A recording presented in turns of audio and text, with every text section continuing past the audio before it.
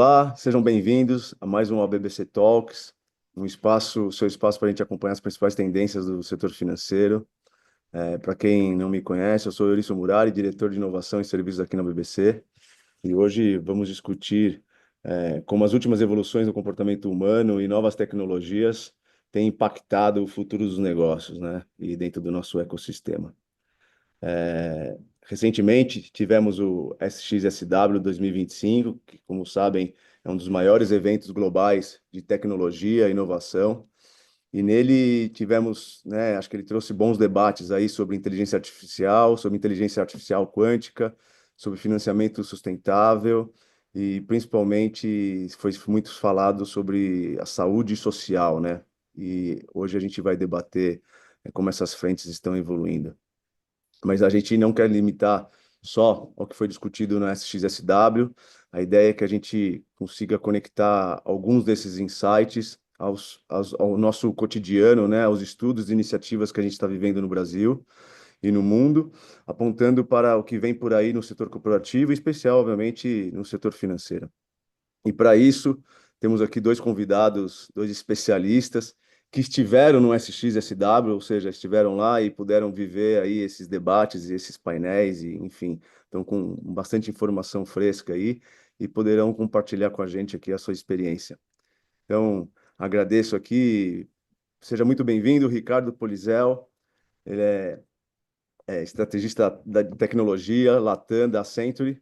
Obrigado pela sua presença, Ricardo.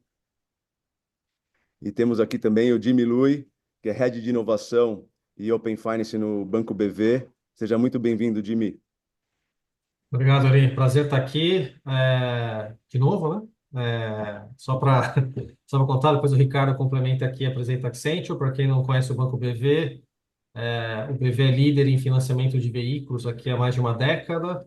A gente tem outras linhas de crédito também, a gente é líder em financiamento de painéis solares, por exemplo. Tem toda uma linha aqui de banco digital também, tá? Conta corrente, CDB, cartão de crédito. É, e a gente tem sempre essa veia aqui, já bastante, acho que conhecida de inovação. E eu especificamente, nessa última edição aqui da XSW, eu priorizei bastante o tema aqui de IA, né? Não foi só isso, mas foi o meu principal tópico. E aí eu venho aqui, um prazer aqui dividir com vocês aqui o que eu vi e debater aqui com o Ricardo, não só IA, né? Mas outras coisas que a gente viu por lá, tá? Legal, obrigado, pessoal, pelo convite aqui. É a minha primeira vez no BBC Talks. Estou super empolgado. Eu sou o Ricardo Polizel. Eu estou há 25 anos aqui na Accenture. Eu lidero a prática que a gente chama de estratégia de tecnologia aqui para a América Latina. Accenture, para quem não sabe, é uma empresa global de consultoria de estratégia de tecnologia e de serviços, com presença em mais de 100 países, e a gente tem mais de 799 funcionários no mundo inteiro. E tava lá, eu tive lá com o Jimmy também, a gente acabou se encontrando lá na South by Southwest e acho que foi muito legal porque algumas sessões a gente conseguiu assistir juntos, algumas a gente se separou e foi legal para dar essa complementada. Acho que vai dar um bom bate-papo hoje aqui sobre o que a gente viu lá e como é que a gente está enxergando todos esses tópicos de inovação e tecnologia aqui para o Brasil. Legal, muito bom. Seja muito bem-vindo, Ricardo, Jimmy, mais uma vez. Jimmy já é de casa, como eu mesmo mencionei aqui. E, Ricardo, seja muito bem-vindo. Espero que você goste aí, com certeza vai contribuir bastante. Bom, acho que de bate-pronto, acho que eu vou abrir com primeiro contexto aqui, né? Como vocês estiveram lá nesse evento, e esse evento é um evento, ele é muito provocativo, né? Ele é um evento que ele vai além da inovação, né? Ele tem uma questão de cultura, tem uma questão de comportamento, é, música, arte, enfim, ele é um evento super completo, que obviamente tudo isso daí impacta em comportamento, e o comportamento obviamente impacta ali em iniciativas de inovação, né? Dentro do que vocês viram ali, acho que a inteligência artificial generativa, ela é um tema que ela já vem há alguns anos, né, sendo debatido e cada vez mais forte. E dentro desses insights, na visão de vocês, o que mais chamou a atenção, né? O que que vocês viram que ela começou a se tangibilizar e refletir em relação a iniciativas práticas ali que vocês estão vendo no dia a dia aí, seja no mercado, né? Acho que olhando aqui um pouco o mercado brasileiro, em relação à aplicação, mas olhando lá fora também, enfim, deixo aberto aqui para vocês poderem trazer um pouco da percepção de vocês em relação a esse tema. Eu começando aqui, ficou muito evidente para mim essa parte de você melhorar a produtividade do indivíduo. Isso está muito mais avançado do que propriamente automação de processos, tá? Não quer dizer que não tem, quer dizer que, assim, foi muito mais comum, né? Você vê palestras sobre como é que você podia gerar código, como é que você melhorava o seu processo sozinho, né? Você fazendo ideação. Então, tudo que é geração de imagem, geração de texto, essas coisas que de uma maneira a gente produz no nosso dia a dia, teve N palestras de como é que você usa melhor as ferramentas, como é que você aplica, né? Então só para dar um exemplo prático, que todo mundo aqui deve ter colocado a foto lá no chat GPT para sair igual anime japonês, né? E se você pensar isso na produção aqui de marketing, de peças, né? Cara, assim, a minha mulher falou, não, demorou pra caramba quando eu fiz, né? Demorou quanto? Não, 3 minutos. Imagina você pegar uma foto estilo anime japonês, você desenhar, né? Ou na mão, ou no computador. Se você for capaz de fazer, ia demorar umas horas, né? Então teve muita coisa nessa linha, tá? Como é que você produz um storyboard, como é que você produz um vídeo, tá? E realmente, assim, essas aplicações estão muito mais fáceis de usar, tá? O que foi colocado lá é que conforme você vai indo mais para o final do processo, então, não, isso aqui ele vai para a rede social, isso aqui vai para um comercial de TV, isso aqui vai ser uma peça que vai ser distribuída. Aí o ser humano tem que entrar para refinar a peça. Então, quanto mais vai avançando no processo, mais intervenção humana você precisa. Mas pelo menos no começo, eu vi uma história ótima, por exemplo, assim, às vezes eu precisava ter um pedido do cliente, eu precisava pensar nas possíveis histórias. Então, em vez de fazer um brainstorming, ficar sofrendo 3 horas, eu mando o chat GPT, ele gera várias opções. E aí você ganhou, né, 3 horas da sua vida para ir direto para o que faz sentido e o que não faz, tá? Então teve muito, do que eu vi, pelo menos, né? Muita ferramenta, muita abordagem para esse tipo de necessidade. E eu vi tinha menos oferta de coisas mais complexas, tá? Então, como é que eu implemento um processo jurídico? Como é que eu implemento um processo de fraude? Isso foi raro lá, tá? E aí teve todo o lado de discussão aqui de regulamentação, propriedade intelectual, da qual eu não participei. Então, só para deixar claro, eu fui para o lado mais nerd, tá? Das ferramentas, como é que aplica, e aí impacto social, como é que aplica na educação, né? Tinha muito, então, importante, né, responder sua pergunta, tinha muito, mas eu particularmente privilegiei a solução propriamente dita, tá? Legal, assim, para mim, o que mais chamou atenção foi de fato ver que a inteligência artificial generativa ela deixou de ser uma promessa de laboratório, deixou de ser uma coisa só para o uso individual, que sem dúvida é notável a capacidade de automatizar, como o Jimmy estava falando, mas ela de fato começou a entrar e entrou muito forte nas empresas. Eu diria que ela passou a ser praticamente um motor fundamental aqui no mundo corporativo, né? Lá deu para ver casos concretos de algumas empresas que usam não só para aquela coisa, para o atendimento ao cliente em tempo real, personalizado, isso é um uso já um pouco mais difundido, um pouco mais óbvio. Mas a gente viu um pouco nessa linha, pô, automatizar a criação de conteúdo, até desenvolver novos produtos, é uma ferramenta muito boa para você ganha muito tempo, como o Jimmy falou, economizando brainstorming e acelerando e aumentando bastante a produtividade do time para você desenvolver novos produtos, pensar naqueles casos de uso menos óbvios, né? Ou até para a inteligência artificial te ajudar como se fosse mais uma pessoa na sala, também dando ideias e também fazendo críticas provocativas, né? Teve um painel lá que me marcou bastante, que foi um show sobre mitos ao redor da inteligência artificial, né? E ali deu para explorar vários temas, não dá para passar todos aqui, mas assim, um dos temas é que como existe um excesso de confiança no que vem da IA, né? Muita gente ainda pega essas respostas que chegam e adotam diretamente para o seu uso e, de fato, assim, a inteligência artificial não é confiável, a gente tem que realmente ter um cuidado muito grande em revisar tudo que é gerado lá, né? Porque, de fato, ele nunca vai te dar uma resposta na linha, olha, eu acho que, ou talvez seja isso, não, ele sempre te dá uma resposta contundente, né? Tendo certo ou tendo errado, a resposta sempre vem contundente, né? E teve um mito também que a implementação da inteligência artificial nas empresas é complexa. E aí a gente viu vários exemplos de como ela tem, na verdade, não é complexa. Você tem várias formas de simplificar isso, você tem várias ferramentas e usos e métodos que estão simplificando muito isso, né? Por outro lado, você também não faltou escutar razões pelas quais a inteligência artificial não está escalando no mundo corporativo, né? Os desafios são imensos, a gente pode comentar um pouco depois disso, né? Mas e assim, e aqui no Brasil, você começa a ver já de fato alguns copilotos de atendimento sendo usados mais na retaguarda aqui no call center e tudo mais, não é? O uso na língua portuguesa não está ainda tão difundido como no inglês, né? Você vê alguns varejistas também usando inteligência artificial para fazer campanha publicitária super segmentada, né? Tem até algumas empresas de saúde que estão começando a apostar em inteligência artificial para triagem, suporte clínico, enfim. O ponto é, a inteligência artificial já entrou nas operações. A questão é como é que a gente escala isso e como é que a gente, de fato, transforma isso em valor de fato, né? E sai de simplesmente uma ferramenta que é para automatizar coisas do indivíduo. Pegando até um gancho aqui do que vocês falaram, né? E eu acho que a gente poderia dizer, então, que as pessoas vão ficar cada vez mais impacientes devido ao aumento da eficiência nos processos, né?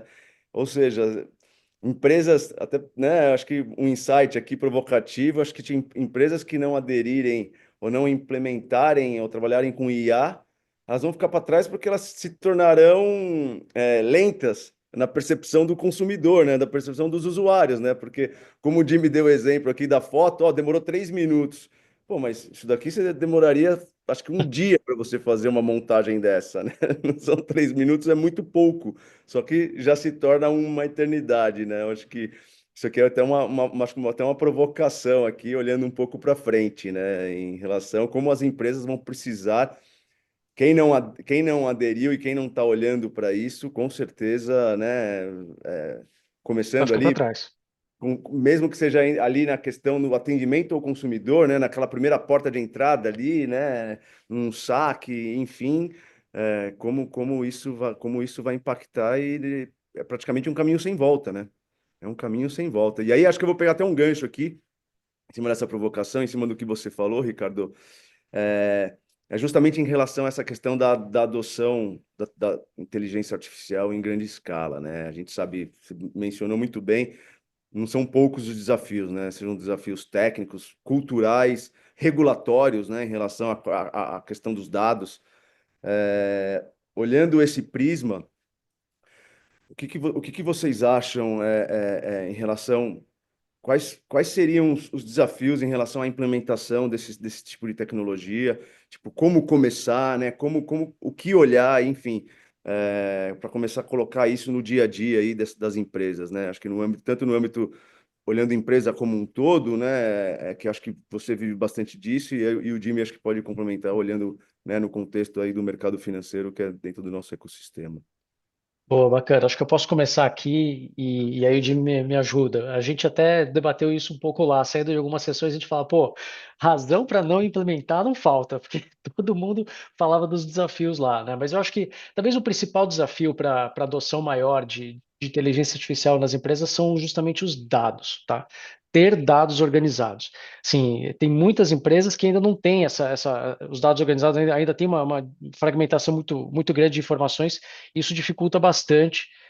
Sem dados, você não tem uso para inteligência artificial, não adianta, né? Você vai usar só dados públicos e aí o valor não está aí. O valor está em usar justamente inteligência artificial para dentro, né?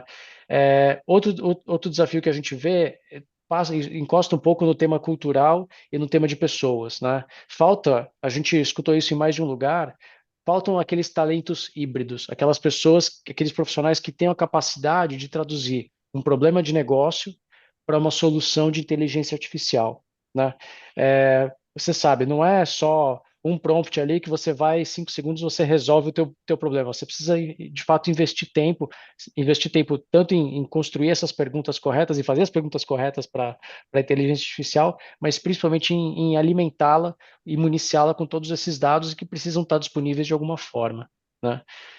Jimmy, que você É, faz daí sentido? complementando aqui o ponto dos dados do Ricardo, então, assim, a gente viu uma palestra muito interessante, em que a pessoa falou assim, olha, os nossos sistemas, eles são, sei lá, dos anos 80, anos 90, e eles não foram pensados para os dados, né, quando foram construídos. Eles foram construídos para ser um workflow, que você dava input e no final gerava um documento.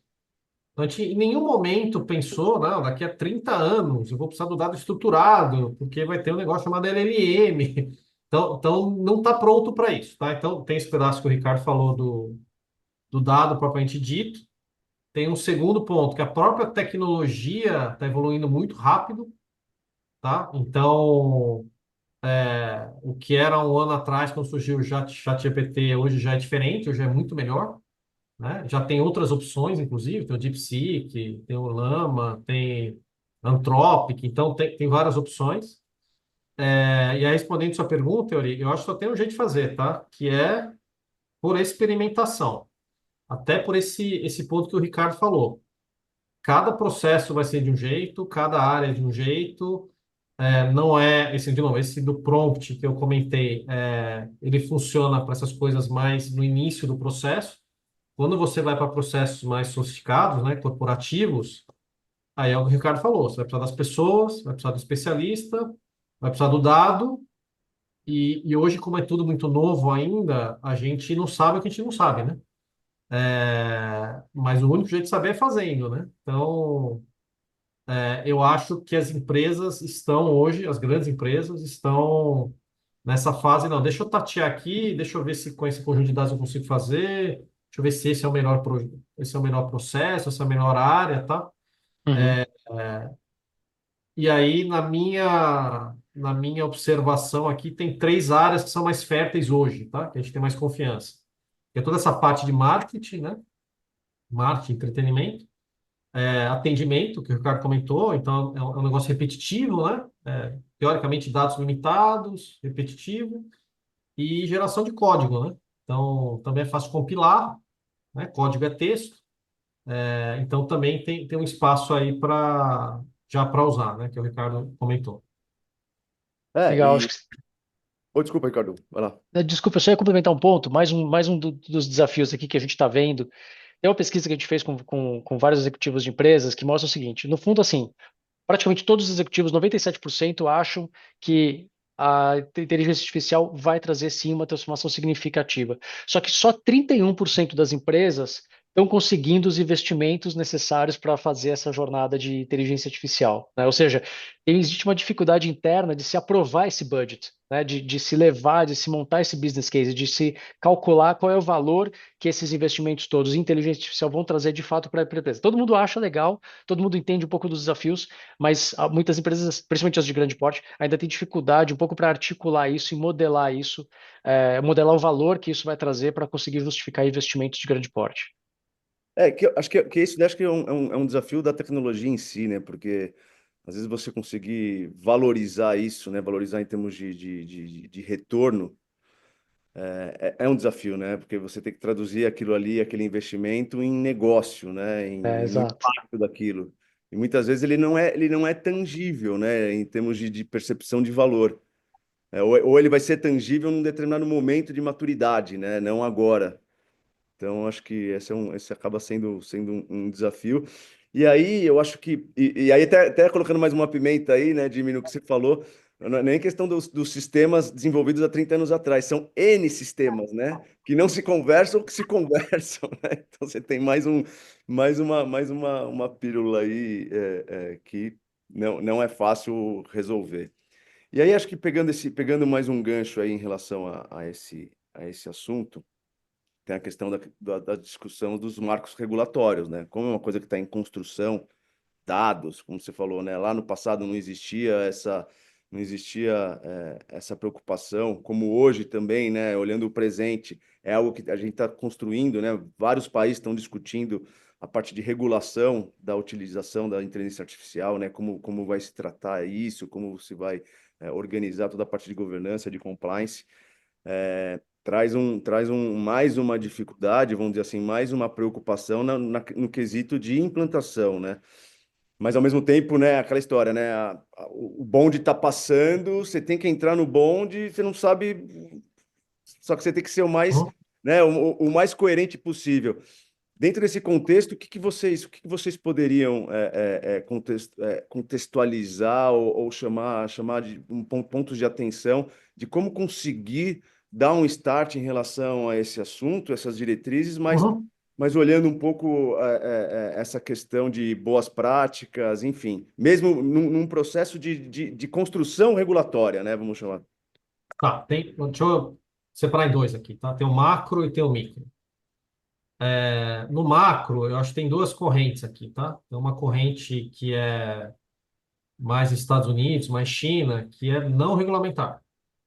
Então, é muito novo, regulamentar vai limitar o desenvolvimento, a gente não sabe muito bem o que é.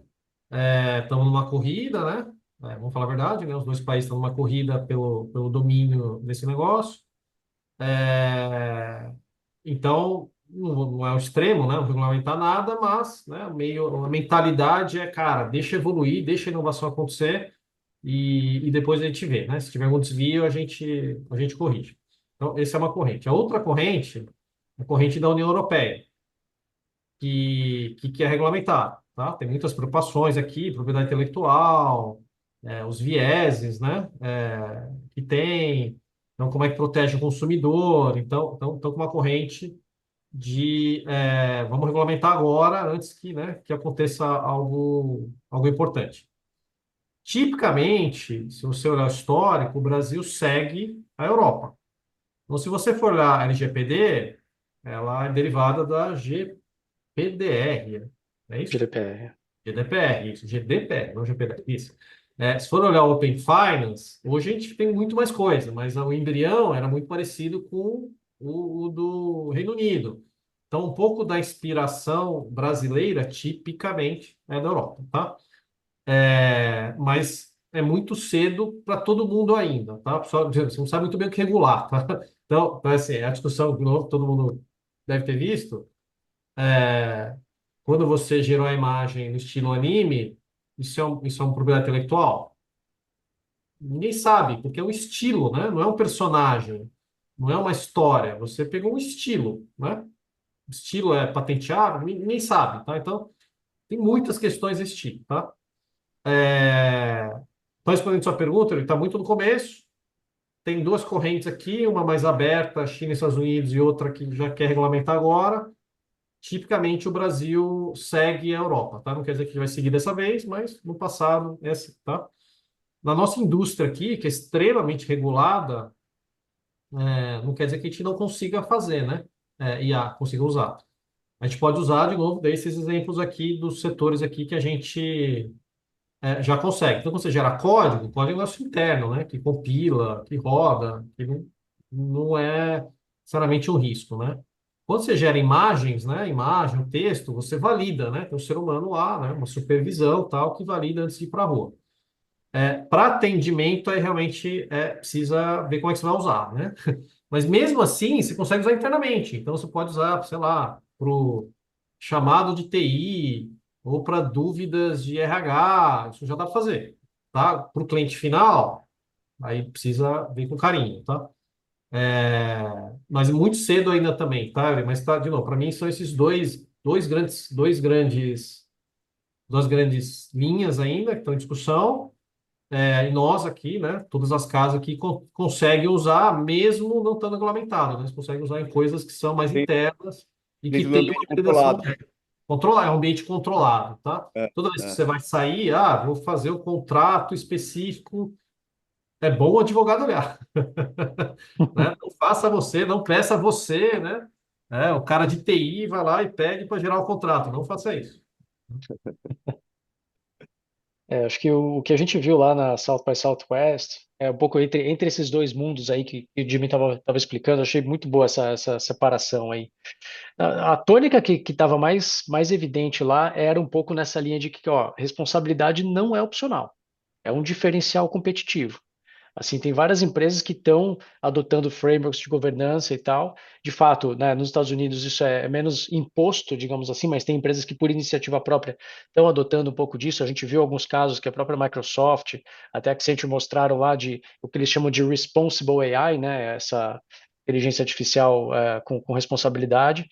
E assim, acho que a dica talvez seja, vamos agir como se a regulação já existisse, né? Isso pode ajudar a acelerar essa maturidade e evitar depois que você tem que fazer uma correção dolorosa depois que a regulação chegar, né?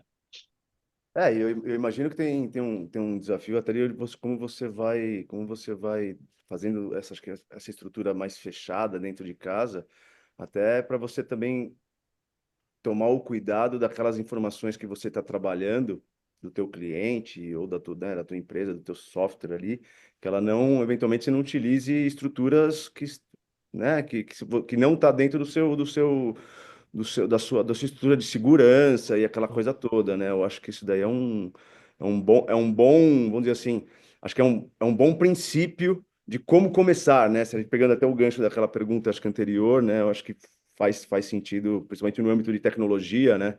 Como você começar a aplicar, acho que tem que ter todo um estudo ali de arquitetura, de como utilizar esses dados dentro de casa, né?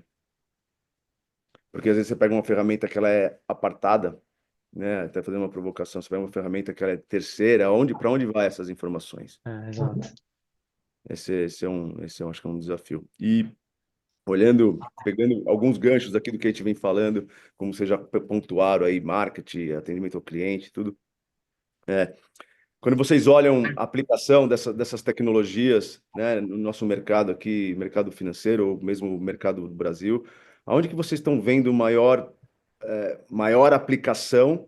Vocês já Uhum. responderam, passaram uma pincelada breve, mas aonde que ainda não está aplicado, que vocês olham e falam, pô, aqui eu tenho um potencial enorme aqui, e com certeza pode ser a próxima onda e assim por diante.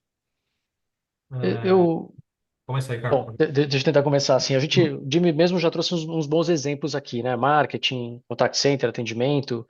Tem um tema de gestão de conhecimento. Assim, já tem bastante empresa, inclusive alguns bancos eu sei de uma montadora de automóveis grande que está usando bastante inteligência artificial generativa para gestão de conhecimento. A própria Accenture internamente, a gente usa bastante isso. Então, hoje eu já consigo pesquisar, por exemplo, ó, eu preciso montar uma proposta para um cliente de farmacêutico que está fazendo um M&A juntar, putz, o sistema já consegue buscar nas nossas bases e começar a gerar esboços do que seriam propostas e recomendações para agilizar um pouco desse trabalho, né? Então, gestão de conhecimento é um. Fora do mundo de serviços financeiros, o mundo de processos industriais tem usado bastante inteligência artificial para processos produtivos, plantas, fabricação, manutenção, principalmente manutenção, é um lugar que tem sido usado bastante também, né? E essas são, digamos, as de maior adoção, né? Mas tem algumas áreas, pelo menos que eu tenho aqui de cabeça, que, digamos assim, ainda não são tão exploradas, né? Uma, e que a gente escutou um pouco lá na South by Southwest, é essa parte de inteligência artificial usada para saúde mental e emocional. É uma coisa que lá foi bastante falada, eu ainda não vi muito uso aqui, principalmente no mundo corporativo, né? Ainda nesse espaço de pessoas, acho que o próprio RH usando para seleção e desenvolvimento de pessoas e até para ajudar nas reuniões de avaliação de performance das pessoas, também é algo que ainda está embrionário, mas que a gente enxerga que pode ter um potencial grande para frente, né? E tem uma outra área que acho que também ainda não está totalmente com uma maturidade super alta, que ainda tem espaço para se desenvolver, é no contexto de sustentabilidade e ESG, né? Quando você fala desde rastrear as cadeias de suprimento de supply chain, impacto ambiental e várias outras disciplinas aí. Acho que ainda tem um bom espaço para se desenvolver o uso de inteligência artificial aqui.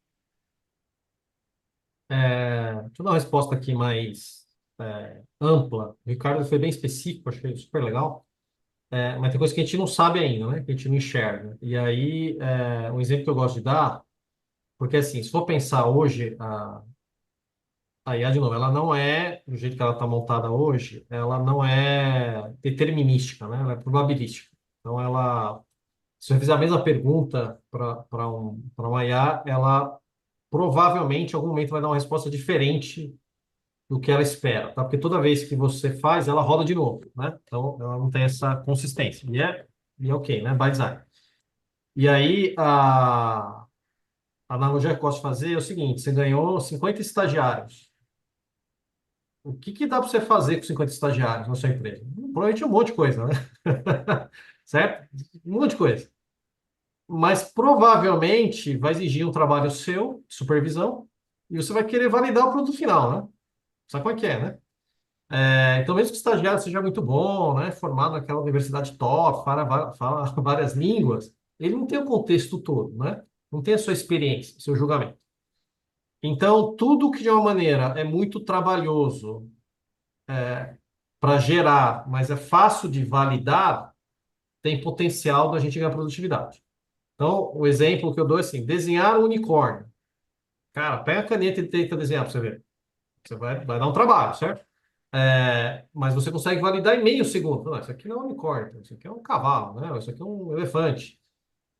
Então, deve ter uma série de tarefas, processos, nome que a gente queira dar nas empresas, que são fáceis.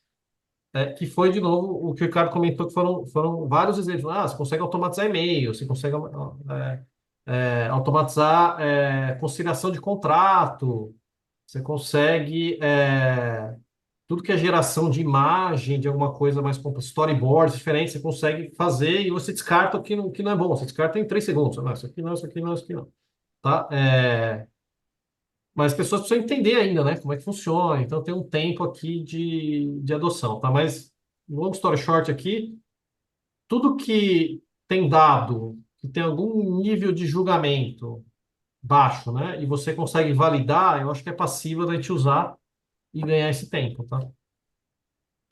Você trouxe, acho que pegando um gancho aí da sua resposta para a do Ricardo, contextualizando, acho que, obviamente, quando você entra, que você vai construir um produto novo, né, um produto pessoa jurídica, um novo produto dentro do BV, ou, né, você precisa ter a experiência. Por mais que você mastiga ali, você tem, né, você consiga utilizar alguma tecnologia para te compilar informações, mas você precisa ter a sua experiência ali para você dar continuidade, né? Então, acho que a aplicação disso, é como você falou, é um monte de estagiário, um monte de bracinho, trazendo aquela informação, e obviamente aí você entra o lado humano ali, que vai ter que lapidar aquela informação e dar o direcionamento para onde ir, né? Diferente de você automatizar, às vezes, um processo que ele é igual todo dia, recorrente, né? É muito mais fácil a aplicação da tecnologia. Eu acho que esse acho que é o mais difícil de implementar e, obviamente, acho que é a próxima onda aí em relação ao que vai ser, o que vai evoluir dentro das empresas, né? E esse, Perfeito. e esse ponto do Ricardo, né, que a gente até abriu aqui o nosso bate-papo falando da questão de saúde social, né? Que isso daí foi bastante. É. Qual é o impacto? A gente falou, né? Qual que é o impacto disso, né? As pessoas vão ficar mais ansiosas porque as coisas funcionam mais rápido, ou porque você não consegue dar conta daquele volume de informação que vai estar passando ali na frente. Enfim, você tem um monte de coisa ali que são os novos desafios, né? Bom, é, vou abrir aqui, vou pegar algumas perguntas que estão chegando, algumas perguntas aqui no chat, e a gente pode partir para esse finalzinho aqui para poder responder. Vamos pegar uma aqui, deixa eu ver. Vamos pegar a primeira pergunta da Fabiane.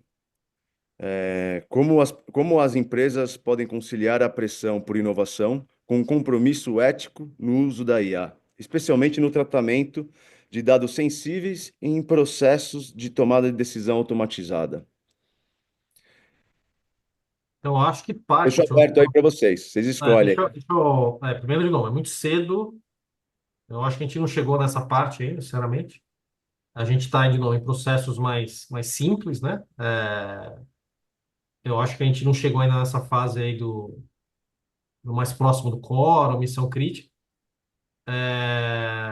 honestamente, acho que a gente vai descobrir com o tempo, tá? Então, assim, hoje, o que eu vejo de aplicação que não tem, e tem produtividade na mesa, são as coisas ou que não tem resposta certa, ou tem várias respostas certas, né? Então, de novo, uma imagem tem várias respostas certas, né?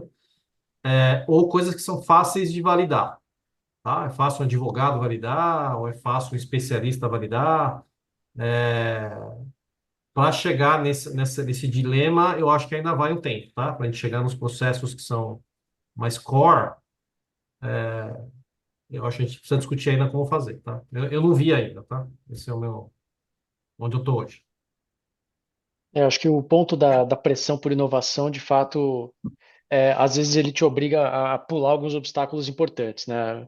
No fundo, assim, isso a gente escutou bastante essa discussão lá no evento também, assim, essa pressão tá super grande, toda empresa quer ter aí um copiloto, né? Um modelo preditivo, um novo canal de inteligência artificial, mas no fundo você não pode inovar sem ética, você não pode inovar sem prestar atenção, né, nesse compromisso ético e na restrição de dados, né? No fundo, é, uma resposta que a gente escutou bastante lá é que a ética não pode ser um freio, ela tem que ser um pilar da inovação responsável. No fundo, dá para você avançar rápido, mas você tem que ter critérios claros. Sim, da onde vem o dado que você está lidando, garante o consentimento desse dado, aplica os filtros para você identificar se tem algum viés antes disso, né? E, como o Jimmy estava falando, você tem que ter supervisão humana em tudo que está saindo desse negócio. Você tem que realmente ter humanos ali avaliando isso e, inclusive, priorizando o que é mais fácil para um ser humano validar, o que não é, para você conseguir dar velocidade nisso. Tem uma série de benefícios, mas não dá para abrir mão da responsabilidade aqui. Eu acho que as regras, né, Ricardo? As regras são as mesmas praticamente, né, em relação ao bom senso, boas práticas ali, né? Eu acho que não sair fazendo atropelado, né? Bom, vamos pegar a segunda aqui, ó. Valdir Neves mandou aqui, ó. Tendo a machine learning como vantagem das LLMs, como está sendo abordado a gestão de risco na exposição de dados sensíveis? Eu não tenho resposta, porque eu acho que a gente não chegou nessa fase ainda. Pelo menos assim, dos instituições financeiras reguladas pelo Banco Central, eu acho que a gente não chegou não chegou nessa fase ainda, tá? A gente está, de novo, tem tanta coisa para fazer antes de chegar nessa parte aqui, de novo, que é mais coisa mais crítica do banco. Eu particularmente, não sei o Ricardo, eu não participei de uma discussão próxima, porque a gente está, de novo, está lá nas coisas mais simples ainda e, de novo, que também demandam trabalho, né? São importantes para a empresa, mas não envolvem dados críticos, né? No fundo, assim, é uma pergunta muito importante, porque até como o David estava falando antes lá sobre propriedade intelectual lá, quando você produz um anime, você não sabe aquilo lá está infringindo ou não está, né? Porque no fundo é uma forma de fazer. Isso acontece um pouco porque os dados que compõem a LLM também você não consegue, você não tem uma forma de você correlacionar direto quais foram as fontes usadas para aquilo. Você tem outros mecanismos técnicos que você precisa colocar depois. Uma pesquisa que foi feita quando a gente estava lá no evento, até com a audiência que estava assistindo, pediram para todo mundo entrar num site lá que justamente investiga se o seu nome está aparecendo nesses aí todas essas LLMs que tem por aí, né? E é impressionante, assim. Os nomes de várias pessoas estavam aparecendo muitas vezes em várias dessas LLMs, né? Com dados, inclusive pessoais que apareciam. Algumas pessoas apareciam o e-mail, algumas pessoas apareciam telefones. Então, de fato, assim, é uma coisa que ainda está embrionária e a gente não tem uma resposta ainda mesmo, de fato, assim, é uma coisa que a gente sabe da preocupação, mas de fato, você tem que colocar esses controles, esses guardrails, para assegurar que você não vai, enfim, infringir ou deixar espalhar dados aí de forma irrestrita. Então, deixa eu pegar o gancho aqui do Ricardo, assim, eu trabalho com inovação há muito tempo, tá? E, e aí, tipicamente, o que acontece, as pessoas vão para o caso extremo. Então, vou dar um exemplo aqui, tá? Que hoje todo mundo usa, que é a assinatura digital. Todo mundo usa. Quando começou lá em 2018, tal, todo mundo assinava ainda com caneta, né? Antes da pandemia. E aí eu já trabalhava com inovação, e aí eu fui numa empresa de bebidas na época. Eu não trabalhava no BV.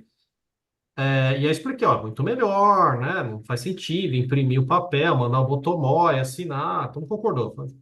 Então, Jimmy, mas tem um contrato aqui de 50 milhões de dólares todo mês que vai para o VP que fica lá em Amsterdã. E como é que funciona nesses casos? Aí eu falei, é simples, não faz nada. Se você morre de medo desse negócio, não faz. Quantas vezes tem esse contrato? Não, uma vez por mês. Então, não é esse. É o NDA. É o contrato do fornecedor. É o contrato que eu assinei aqui com a BBC para ceder o direito de falar que ninguém lê. Essa é a verdade, né? Pega esses, que deve ter centenas por dia. É esse que eu quero. Então, essa preocupação é super válida, né? Mas, de novo, tem uma série de coisas que você consegue fazer até lá. E aí, até lá, vai amadurecer muito a discussão, né? A ferramenta. Nós vamos aprender muito sobre a ferramenta, sobre o processo, tá? Então, assim, quando você vai para o caso extremo, isso não pode paralisar, entendeu? Fala assim, cara, mas tem um dado que vai lá e vai, o Banco Central vai punir. Fala, cara, então não faz. Esse não faz. Agora, pelo amor de Deus, se for fazer e-mail marketing, não vai fazer na mão, né? Hoje em dia, não precisa, tá? Então, é só esse viés que acontece, que as pessoas vão em geral, né? Elas querem pegar o caso mais crítico, mas esse, beleza, guarda isso aí para onda 2, né? Vamos fazer aqui o que a gente sabe fazer e já vai avançar para caramba. E aí a gente vai aprender, e aí vai surgir mais ferramenta, e aí vai evoluir a regulamentação, tá? Você consegue ir avançando. É quase o conceito menos é mais, né? Vamos começar aqui pequenininho, testar. É o que você falou, né? Vamos fazer um laboratório, vamos fazer uma coisinha aqui que a gente sabe que resolve e, obviamente, isso daí vai evoluindo. É, mais uma pergunta aqui, hein? Vamos lá. Da Isabela. Acho que vai até encontro esse menos é mais. Vamos lá. Com tantas soluções emergindo fora dos modelos tradicionais, como startups de IA, empresas de tecnologia e hubs de inovação, como o setor corporativo brasileiro pode construir pontes mais efetivas com esse ecossistema em expansão? Quer pegar, Ricardo? Começa. Eu, assim, eu posso começar aqui, mas você me complementa. Na Ah, minha visão, assim, inovação, ela está descentralizada, tá? Isso é uma coisa que você começa a perceber. Algumas das ideias mais disruptivas que você tem visto nesse espaço, elas não estão vindo daquelas grandes big techs, elas estão vindo de algumas startups de 5, 10 pessoas, até como a gente tem observado, inclusive fora do eixo Estados Unidos aí também, né? No fundo, acho que o desafio para o mundo, para o setor corporativo é, enfim, deixar de olhar a inovação só para dentro e começar a pensar em atuar como uma plataforma, né? Tipo, abrir APIs, construir esses programas, né, de sandbox, fomentar desafio de inovação aberta, investir piloto com startup, em vez de ficar esperando só a solução já está super madura, já implementada por grandes vendors para você conseguir adotar, né? Por exemplo, lá nos Estados Unidos, uma coisa que a gente viu tem vários hospitais que estão começando a fazer parcerias com algumas health techs americanas para desenvolver algoritmos e testar inovação diretamente nos processos deles, né, com aqueles ciclos bem mais curtos e aprendizado rápido, né? Aí eu não sei, Jimmy, aqui no Brasil, se você, o que você complementa aqui? eu acho o seguinte. A gente está no começo de um negócio que vai durar anos, talvez décadas, tá? É, Porque assim, se for pensar na LLM, você não usa LLM per se, né? O, o, o da OpenAI ou o Llama, você utiliza algum aplicativo em cima disso, tá? Então, o ChatGPT é a interface que a gente usa para usar o LLM, tá? E vamos falar a verdade, hoje é muito difícil dizer a diferença entre eles, né? É, É, Certo? Essa é uma pergunta. Não, não, esse aqui é melhor que o outro. Por quê? Você testou 50 mil vezes o meu front, você não sabe, né? É, Então, assim, vai nascer, eu acho que não deu tempo ainda, vai nascer um ecossistema de soluções que vão utilizar essas infraestruturas LLM. Para mim, a LLM vai ser igual às telecoms, tá? Então, você tem a internet, né? A Claro, a Vivo, que fornece a TIM, né? Mas você usa de verdade os apps, né? Então tem lá o Uber, tem lá o 99 Táxi, tem lá o Netflix, você usa os apps. Eu estou dizendo o seguinte, não deu tempo de fazer os apps ainda. eles estão surgindo, tá? E na minha visão aqui, mais ainda, de novo, para uso individual do que uso corporativo. Uhum. Então, vão surgir as soluções, na minha opinião aqui, né, no momento B2B, que vão utilizar essa infraestrutura, essa lógica aqui de IA. Eu só acho que é muito cedo ainda, tá? Então, a oferta é muito limitada, tá? Então, a gente vai chegar lá, eu ainda acho que estamos no começo, a gente consegue experimentar, né? Eu acho que tem mais coisas, de novo, em código, marketing e atendimento. Qualquer coisa fora disso, eu acho que são raros, tá? Então, ainda no começo, tá? Deve ter solução de jurídico, deve ter solução de operações, mas eu acho que não surgiu ainda o Google disso, né? O Uber daquilo, o Airbnb, a gente não tem esses grandes, esses ícones, tá? É, Mas vai chegar, uma hora chega.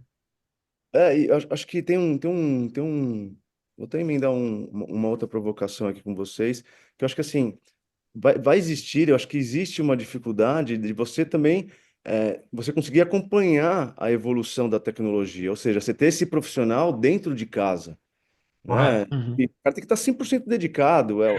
A velocidade com que isso escala é um absurdo. Então, eu acho que essas parcerias, né, como você deu o exemplo aí do segmento, né, hospitalar, o cara trazer, aproximar os especialistas, vamos dizer, os caras que vivem aquele universo, me parece ser uma forma eficiente, né, de você conseguir acompanhar essa discussão, porque às vezes você não tem nem dentro de casa capacidade de estar gerindo esses profissionais, né? De como direcionar isso, né? Não, e aí, Yuri, só pegando bom, você falou da velocidade, né? A maioria aqui do público aqui são de corporações, a gente sabe a velocidade, né? De contratar um negócio, implantar, certo? É, tá muito rápido. Então você foi lá, analisou uma, gostou, começou a implementar, alguém vira assim, Yuri, apareceu outra que é melhor, cara. Caramba, né? Acabei de implementar outra. Não, mas outra é muito melhor.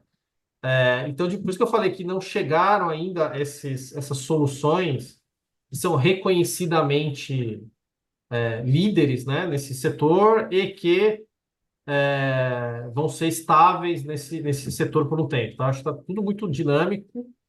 E é o que você falou, talvez hoje você tenha que fazer o misto aí entre ter a capacidade em casa e ir trocando, né, e ajustando conforme vai evoluindo, porque tá muito rápido. Tá? Ó, um gancho bom aqui da pergunta do Gustavo Amaral, acho que vai nesse sentido. Ó. Vejo que o futuro de gestão de gente será gerir pessoas e agentes de IA no mercado financeiro. Acho que o mercado financeiro e todo o mercado como um todo, né? Combinando esses dois seres. É, Vocês viram algum debate nesse sentido? A gente É, viu. pode falar, Carlos. Desculpa. A gente viu. Tanto que teve alguns debates que colocavam assim, em vez de você falar em recursos humanos, você está passando a falar de recursos, porque no fundo você vai ter uma mistura aqui de agentes de AI junto com pessoas, né? Só para explicar assim, um agente de AI, o que que é? É um software, é um sistema desenvolvido com AI embutida dentro dele que realiza uma função de forma muito específica e que consegue sair do mundo ali da caixa de inteligência artificial para de fato executar coisas. Pode imaginar, pode ser um workflow, pode ser uma IA que vai num website buscar alguma coisa para você, que vai fazer um pagamento, que vai executar alguma tarefa fora do espaço ali confinado onde normalmente elas ficam. E acho que a grande tendência que você está vendo é como é que você faz a orquestração desses agentes de AI. Eu vi até uma analogia interessante que era dos Minions, né? Será que esses Minions digitais, ou será que esses agentes eles podem se tornar Minions, né? Que vão executando as coisas para você, mas que você, se você não prestar atenção, eles vão começar a destruir tudo do outro lado lá e vão fazer um estrago muito maior do que só a inteligência artificial faz sozinha, né? Mas a gente escutou bastante esse tipo de conversa e dessa habilidade que as corporações agora vão precisar ter, e até as pessoas, em orquestrar e combinar e controlar esses agentes, até essa comunicação entre eles mesmos, né? Acho que duas coisas interessantes que começaram a nascer de conceitos era o conceito analogamente ao que a gente fala do B2B, do B2C, você começa a ter o A2A, o A2A, que é a interação de agentes com agentes, né? Tem até por exemplo, uma pizzaria em São Francisco que ela tem um agente, ela disponibiliza esse agente. Se você quiser ter o seu agente e pede pizza, aquele agente que você fala, chega lá, ó, não esquece de pedir uma pizza da minha favorita aqui na sexta-noite. Aí na sexta-feira à noite ele vai ligar para o agente da pizzaria e vai pedir a pizza certinho e vai interagir. Enfim, até vários outros usos interessantes aqui que a gente viu, uma linguagem sendo desenvolvida para os agentes conversarem entre si, que é muito mais rápida do que a nossa linguagem falada aqui, que é muito lenta para essa operação dos agentes. Enfim, tem um espaço grande aqui. Eu vi até uma brincadeira que falava que o CIO das organizações ele vai virar como se fosse o líder de RH de agentes de inteligência artificial. Loucura, né? Inclusive, essa discussão aqui dos agentes me lembrou quando eu estava na faculdade, eu pegava um ônibus, eu ia até a USP ali, que tinha curso grátis de Office, Microsoft Office, né? Então, deve lembrar aí. Eu pensei, virei assim, pro pessoal, eu falei, existe ainda essas coisas, cara? Treinamento de Excel, treinamento de Word, que antigamente era Verdade. essencial, né, para você começar a trabalhar. Provavelmente não existe, acho eu, né? Hoje você vê no YouTube, acho, né? Ou tem tutorial, né? E o dia que eu quero chegar, tá? Eu acho que vai ser normal você ser treinado essas coisas, sabe? De novo, mas a interface precisa estar melhor que hoje, tá? Então, a gente vai chegar nessa fase de você programar um agente. Agora, assim, você não pode esperar que uma pessoa que é de call center, operações, mesmo eu, de novo, não, você tem que escrever o agente. Não, aí ferrou, né? Mas assim, agora, eu acho que, né, em algum momento vai ter ó, tem um agente aqui, você programa para fazer tal coisa. Parece razoável, tá? Essa visão, né? Agora, o quanto de supervisão humana que isso vai ter, para que tipo de processo, para que indústria, a gente não sabe ainda. Mas parece muito óbvio para mim que vai caminhar para esse lado, tá? Assim, a tecnologia aponta para isso, e depois que você entende, né, as camadas, como é feito, tendo dado, tendo as aplicações, não tem por que não acontecer, tá? E aí, de novo, aí, se alguém souber aí se tem curso ainda, eu tenho curiosidade, tá? Saber se tem 80 horas para aprender PowerPoint, sabe? Ter agentes para administrar os agentes, né? Tem tantos agentes dentro das Por que instituições, não, né? É Exato. isso, por que não? você não vai conseguir mais fazer isso de uma forma habitual como hoje, né? Vai ser uma loucura. Bom, acho que estamos chegando no final, né? Dentro do nosso time aqui, eu acho que a gente teve um papo super, super bacana. É sempre a gente quer falar mais, né? Acho que uma pergunta, uma resposta, ela vai emendando no assunto um em cima do outro e pô, eu acho que é um assunto que ele se torna eterno, né? A gente fica aqui filosofando, a gente que gosta de falar de inovação, de tecnologia, a gente vai longe ali o pensamento, mas queria agradecer, né, mais uma vez aí a presença de vocês. Vou deixar até depois um período aqui para vocês fazerem uma conclusão. Mas antes disso, só dizer que esse vídeo aqui, esse é o BBC Talks, vai ficar gravado, ele vai ser disponibilizado nas nossas redes aqui da BBC, tanto no YouTube, e no nosso site, para depois quem não poder participar, poder estar assistindo. E mais uma vez, Ricardo, pela primeira vez, seja muito bem-vindo de novo. Pô, espero que você tenha gostado. As portas estão abertas aqui na BBC. Com certeza, esse é um assunto que a gente vai debater esse ano inteiro. Acho que tem bons caldos aqui para a gente poder discutir. Mais uma vez, as portas estão abertas. Espero que você tenha gostado. E Jimmy também, já é de casa. Obrigado mais uma vez aí pela presença e pelo tempo, sempre contribuindo bastante aí. E deixo a palavra com vocês aí para poderem concluir. Pô, excelente, queria agradecer muito a oportunidade, achei demais aqui a experiência, o bate-papo, realmente é um tema super quente e é muito legal ter essa troca de ideias e ficar, enfim, escutar essas perguntas que chegam e fazem a gente pensar e discutindo, e aí o próprio conhecimento vai se assentando. De fato, esse negócio está em nascimento, a gente está vivendo numa era realmente especial agora, quando a gente fala de inteligência artificial, muita mudança acontecendo, como o Jimmy comentou, os players ainda estão se definindo, né? Talvez a gente tenha uma dinâmica até meio diferente no futuro de como é que esse mercado vai se consolidar, se ele vai se consolidar de fato. Enfim, muito bacana e adorei a experiência aqui. Muito obrigado pelo convite. Legal. Obrigado de novo pelo convite. Sempre chamar eu venho, tá? Último recado aqui, assim, eu vou repetir o que eu já falei. Eu acho que é uma transformação que vai durar anos e não meses. E aí o que eu brinco é tudo que demora anos, vale a pena de estudar, né? Participar. Eu acho que vai mudar bastante a forma que a gente trabalha, a forma que a gente é servido, né? Pelas coisas, a maneira que a gente, as interfaces, né? Da TV, as interfaces do computador, celular, acho que tudo vai de uma maneira evoluir. Então, outro dia eu vi máquina de lavar, tá? Então, máquina de lavar com AI. Se é verdade, eu não sei, mas é, assim, eu acho que de novo, é uma tecnologia que depois que você entende, eu brinco assim, é só matemática. Se não é, nossa senhora, ele não pensa de verdade, né? De novo, é uma sofisticação, né, de uso de dados e processamento e uma nova maneira de trabalhar ele emula uma experiência que é muito, que é um novo patamar, tá? E a gente vai ter várias conversas dessas nos próximos anos sobre o que, nossa, a gente achava que era isso e não foi. A gente achava que ia para aquele lado. A gente não sabe se vai existir OpenAI daqui a 2 anos, né? Quantos players de internet tiveram, Yahoo, né? América É Online, verdade. as Alta coisas Vista. foram mudando, né? Eu acho muito provável que aconteça algo similar, tá? Regulamentação, a gente vai ter problemas que a gente nem imagina. De novo, a gente está preocupado com vazamento de dados. Daqui a 2 anos, depende do que você falou, cara, tem os agentes aí se rebelaram, né? Começaram a agendar as coisas sozinhos. A gente não sabe, essa é a verdade, a gente não sabe, tá? É, mas, de novo, como o negócio que para mim vai ser anos, eu acho que vale a pena todo mundo aqui se educar. Todos nós aqui somos, de uma maneira, consumidores de informação para trabalhar, né, na nossa indústria, né, a gente usa ou para tomar decisão, ou a gente gera informação para outra área, ou para o cliente.